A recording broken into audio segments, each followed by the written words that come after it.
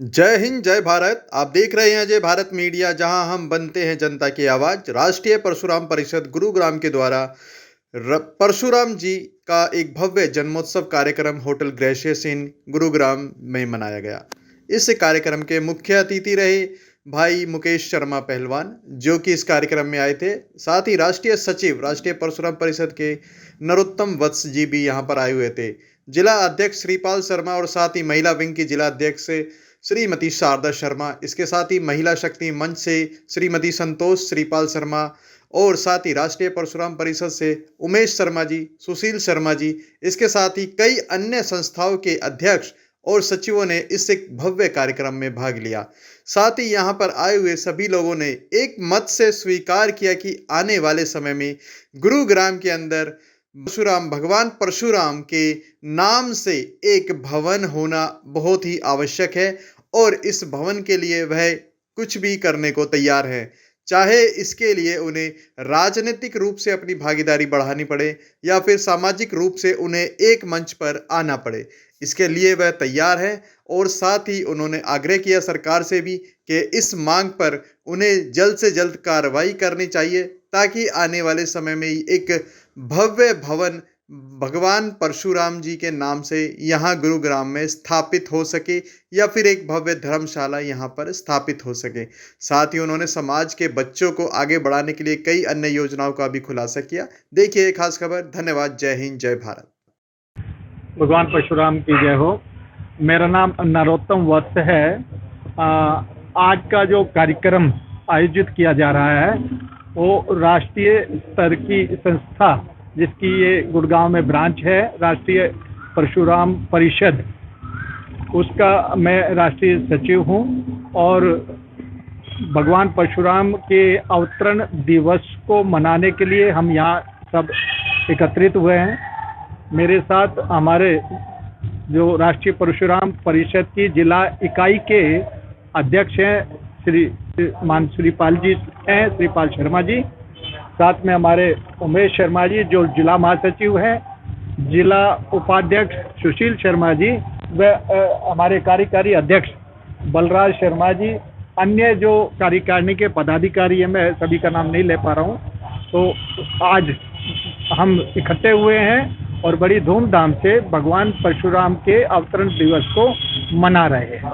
जी, परशुराम परिषद का तो मेन मकसद क्या है?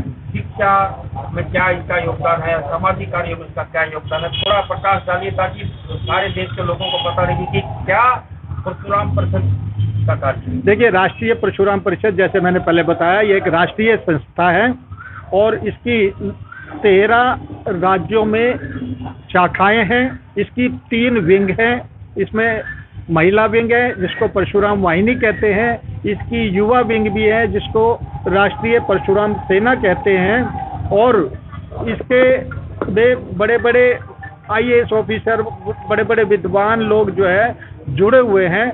मुख्य उद्देश्य इसका एक राष्ट्रीय स्तर पर जो ब्राह्मण अपने समाज हैं उनको एकत्रित करना, उनको एकता के सूत्र में बांधना, समाज में वंचित जो वर्ग है, हमारे ब्राह्मण वर्ग का जो वंचित जो है, उसको शिक्षा, रोजगार, स्वरोजगार, संस्कार, ये सब उपलब्ध कराना, उनमें भावना जागृत करना। मुख्यतः हम शिक्षा, रोजगार और स्वरोजगार और संस्कार, इन 4 या 5 विषयों को पर फोकस करके समाज सेवा के क्षेत्र में कार्यरत हैं और सदैव इसमें लगे रहते हैं। सर, मेरा नेक्स्ट क्वेश्चन है अपने श्रीपाल शर्मा जी। इससे पहले मैं अपना परिचय दूं। मेरा नाम श्रीपाल शर्मा है और राष्ट्रीय परशुराम परिषद के जिला अध्यक्ष की मेरी जिम्मेदारी है। और राष्ट्रीय परशुराम परिषद काफ़ी दिनों से पूरे देश भर में काम कर रही है और यहाँ पर जो आज का कार्यक्रम रखा गया है, यहाँ कुछ सिलेक्टेड लोग हमने बुलाए हैं। बहुत बड़ा कार्यक्रम नहीं है ये। तो इस छोटे से कार्यक्रम के माध्यम से हम ये संदेश देना चाहते हैं कि शुरू से कहा गया कि ब्राह्मण समाज पूरे देश दुनिया को मार्गदर्शन करता है। तो हम उन भाइयों को यहाँ सचेत ये करना चाहते हैं कि हमारे अंदर जो अवगुण है उनको हम छोड़ें। कोई हमारा अवगुण ऐसा ना हो कि हमारे समाज में हमारी तौहीन हो। हमने मार्गदर्शन करना है समाज के अंदर आज जो बुराइयां फैल गई हैं, भगवान परशुराम से हम ये शिक्षा लेते हैं, उन्होंने बुराइयों का अंत किया है। तो उसी को हम गुरु मानते हुए, मद्देनजर रखते हुए उनका मनाने का हमारा तात्पर्य भी यही है कि उन बुराइयों का अंत करना, लोगों को समझाना, और हमारे जो भाई एक्टिव लोग हैं, हमारी जो टीम है, वो समाज में काम करे। गुरुग्राम में चाहे सफाई का अभियान हो, चाहे मेडिकल का हो, चाहे शिक्षा और रोजगार का हो, आपस में तालमेल करना और लोगों को रास्ता दिखाना। श्रीपाल जी, हमारी आगे आने वाली युवा पीढ़ी है, उसके ऊपर हमारे ब्राह्मणों का भविष्य है, क्योंकि हमारे भविष्य के निर्माता वही हो। ब्राह्मणों को कैसे आगे लेकर जाते हैं, उन युवाओं को आप क्या हमारे चैनल के माध्यम से संदेश देना चाहते हैं, ताकि ब्राह्मण अपना विकास करें? हम ये नहीं कहते कि दूसरे का ये करके अपना विकास वो कैसे करें, बच्चे बुद्धि से, बल से कैसे आगे बढ़े? देखिए, मैं तो यहाँ पूरे समाज की बात करूँगा, क्योंकि मैंने पहले भी कहा है कि ब्राह्मण समाज ने मार्गदर्शन करना है। तो हमने जो है ना, सभी युवाओं को ये मार्गदर्शन करना है कि वो पथ भ्रष्ट ना हो, और हमारे नेताओं से जो चुनाव आते हैं, जिस तरह से दारू और नशा फैलाया जाता है और लगातार फैलाया जा रहा है, उससे हमने कैसे बचना है।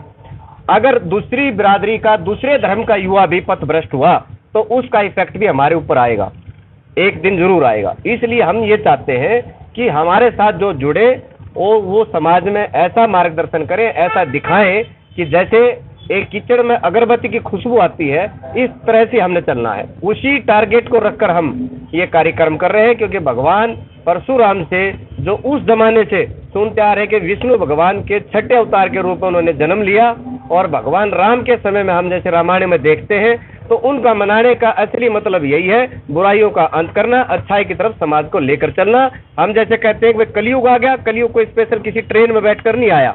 कलयुग जो हमारे दिमाग की उपज है, हमारे दिमाग में अच्छे विचार रहेंगे, अच्छे विचार आएंगे तो हम लोगों को अच्छे विचार दे पाएंगे, तो इस समाज में सुधार दिखाई देगा। और हमारे विचार खराब होंगे तो समाज खराब दिखाई देगा। तो मुकेश जी, आज आप राष्ट्रीय परशुराम परिषद के कार्यक्रम में आए हैं, क्या कहना चाहेंगे इस भव्य कार्यक्रम के बारे में? देखो, बहुत अच्छा कार्यक्रम था, और गुड़गांव की पूरी टीम को बधाई।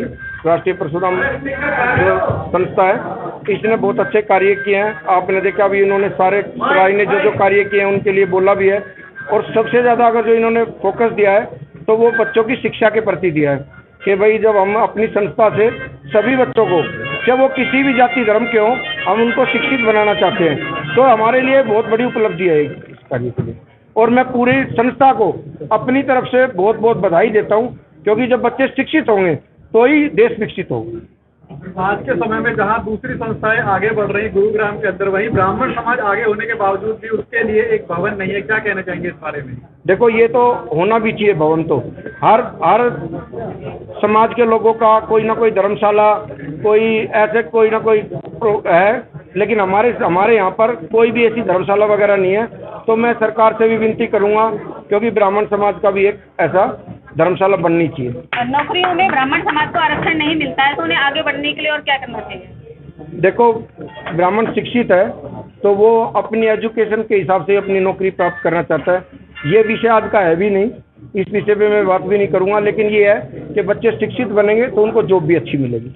वह यूपीएससी का पेपर क्लियर करेगा तो वो अपने आप ही अच्छा IPS IAS लगेगा। तो इसीलिए मैं तो बच्चों को कहता हूँ, शिक्षित बनो, आरक्षण की जरूरत ही नहीं होगी। शिक्षित होंगे तो टॉप करेंगे, अपने आप जॉब मिलेगी, और तो बच्चे तो सब कामयाबी होते हैं। और मैं तो कहता हूँ, आज इस पूरे संगठन को मेरी तरफ से बहुत बहुत बधाइयाँ, ऐसे कार्यक्रम कर। जी, मैं शारदा शर्मा, राष्ट्रीय परशुराम परिषद में हमारी जो टीम है जिला परिषद की, उसमें हमारी 3 टीम है। एक तो मेन टीम है हमारी जिला की, जिसके अध्यक्ष श्रीपाल शर्मा जी हैं, और महिला विंग की जिला अध्यक्ष मैं हूँ, शारदा शर्मा, फ्रेंड्स कॉलोनी में रहती हूँ गुरुग्राम में। और आज हम भगवान परशुराम जी का जन्म उत्सव मना रहे हैं, और इस जन्म उत्सव को हम बहुत ही हर्षोल्लास से मनाते हैं। और ये हर एक ब्राह्मण का, ये समझो कि हमारे दादाजी हैं, हमारे दादाजी है भगवान परशुराम जी, तो उनका हमें नित्य प्रति उनकी पाठ पूजा भी करनी चाहिए। उनका जन्म उत्सव जैसे हम अपने परिवार के सदस्यों का जन्म उत्सव मनाते हैं, ऐसे ही हमें अपने इष्ट देव, अपने भगवान, जो हमारे पूरे ब्राह्मण समाज के लिए बहुत ही गर्व की बात है कि हम भगवान परशुराम जी का जन्म उत्सव मनाएं, उनकी आराधना करें, उनका आशीर्वाद लें। और समस्त जितने भी गुरुग्राम में और हमारे हरियाणा में जितने भी संस्थाएं बनी हुई है, ब्राह्मण महासभा बनी हुई है या राष्ट्रीय परिश्रम परिषद बनी हुई है, जितने भी नाम हैं वो सभी ब्राह्मणों से मैं आग्रह करती हूँ कि वो कृपया एक मंच पर जरूर आएं।